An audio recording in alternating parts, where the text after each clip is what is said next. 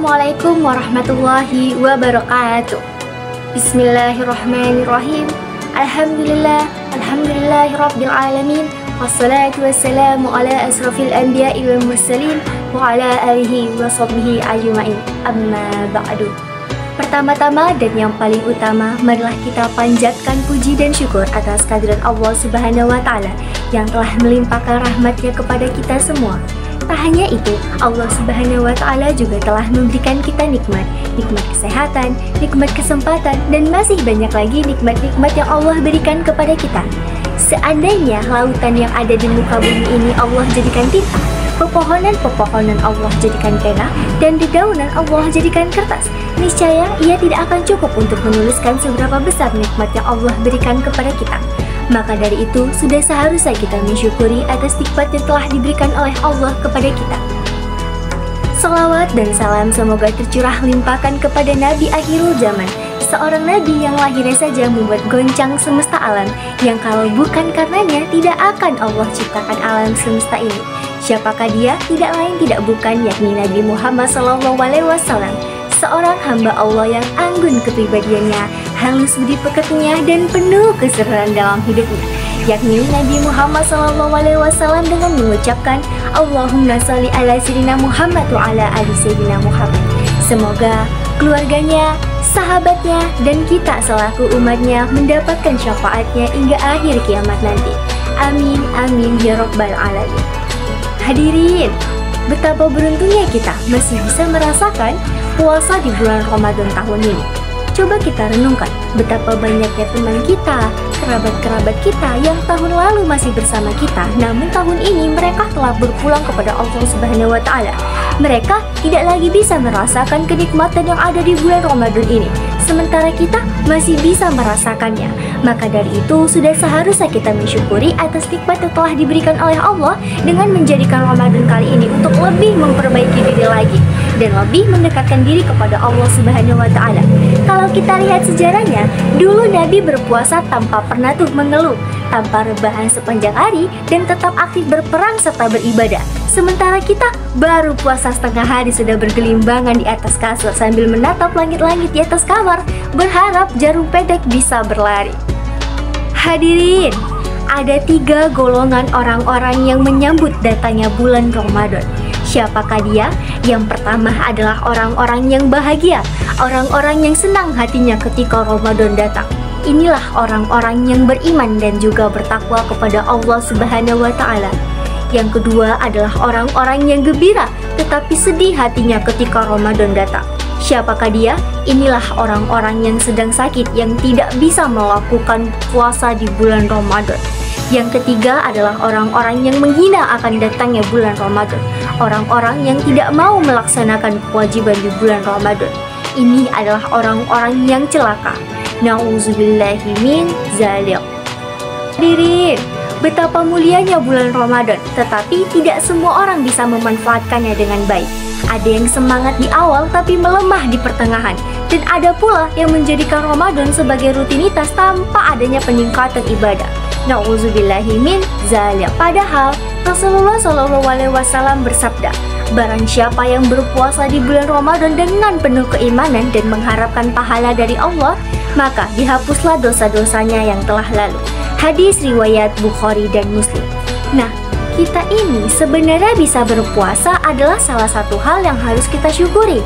Kenapa? Karena berpuasa ini bukan hanya menahan haus dan juga lapar, tetapi kita juga harus menjaga hawa nafsu kita. Masalahnya, hawa nafsu itu ada banyak sekali cabangnya. Yang pertama, ada hawa nafsu makan. Ini yang paling jelas terasa. Kenapa? Ketika pagi masih kuat, ketika siang mulai mencari bau-bau masakan. Bahkan, indera penciuman kita pun mulai meningkat tajam.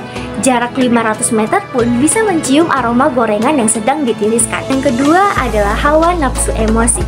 Orang yang biasanya selalu bersabar ketika puasa mendadak jadi suka marah-marah.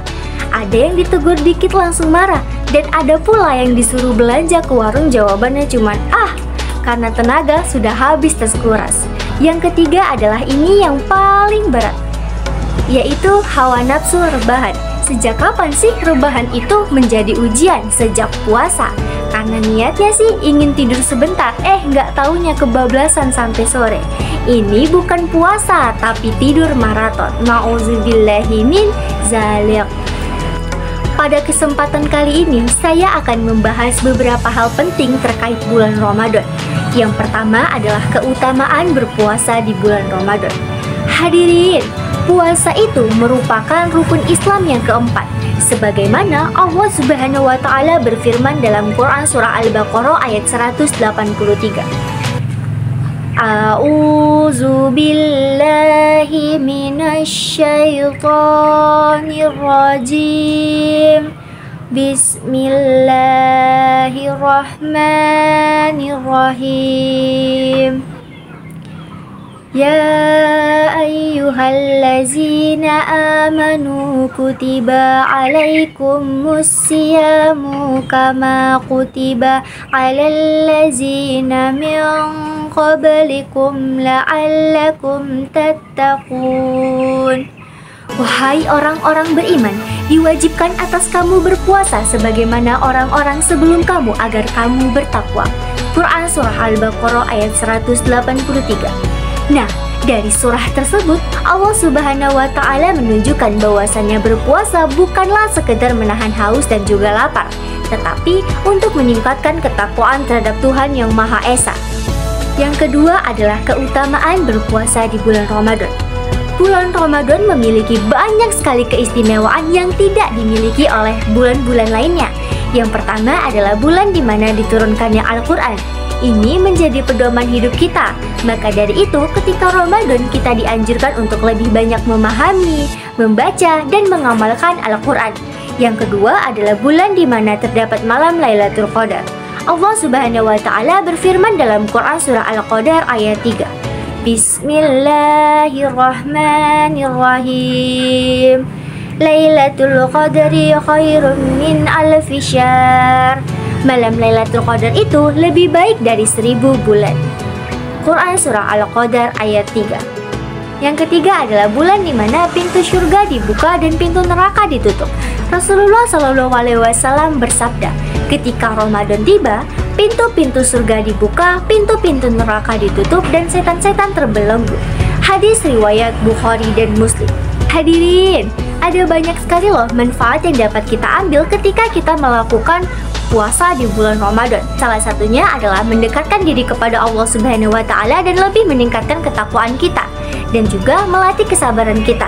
Serta kita bisa merasakan orang-orang yang kurang mampu di luar sana.